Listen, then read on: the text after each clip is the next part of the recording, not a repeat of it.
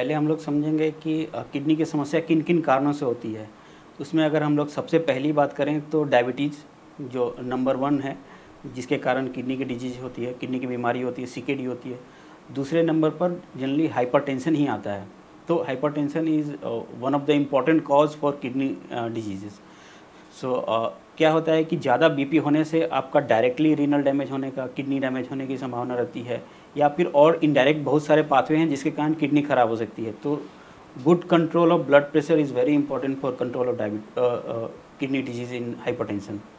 और दूसरी बात है कि अगर आपको किडनी और ब्लड प्रेशर दोनों इंटर रिलेटेड हैं, किडनी की जो काम होते हैं, किडनी के जो काम होते हैं लाइक यूरिन प्रोडक्शन, ब्लड को प्यूरिफाई करना, एक और इम्पॉर्टेंट काम है किडनी का, वो ब्लड प्रेशर कंट्रोल करना।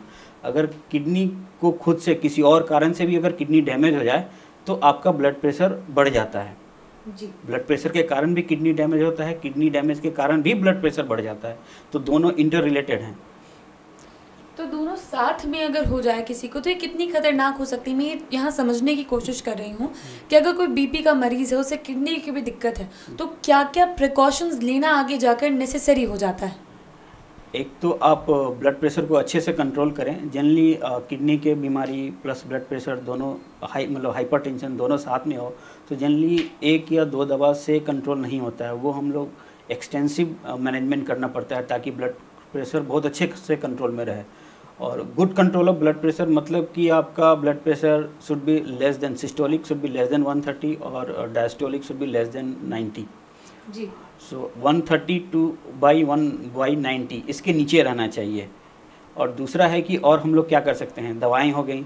दूसरी हो गई कि आप नमक पर कंट्रोल करें, नमक के इंटेक को बहुत कम कर दें। ऐसा कर दें कि खाने में थोड़ा सा फीका लगे और ऊपर से तो नमक बिल्कुल ही नहीं लें। दूसरा हो गया।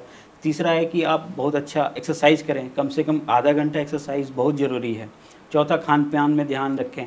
खान पान में ध्यान रखें मतलब कि आप जो फ्राइड चीज़ को अवॉइड करें, फ्रूट्स एंड वेजिटेबल्स को ज़्यादा से ज़्यादा खाने में यूज़ करें, काम रहें, एक्सरसाइज करें, रिलैक्स रहें, ये सब चीज़ करें दवाओं के अलावा। डॉक्टर साहब, अभी आप कह रहे हैं काम रहें, रिलैक्स रहें, तो स्ट्रेस की वजह से कितना ज़्यादा उनकी जो बीमारी है बढ़ सकती है।